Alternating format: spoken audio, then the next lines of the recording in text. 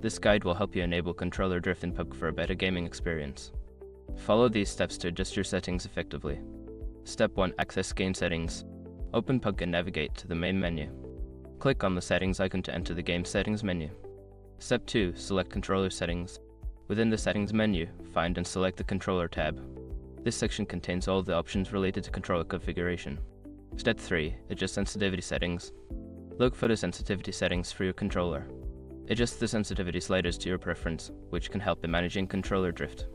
Step 4. Enable controller drift option. If available, find the option labeled controller drift or similar.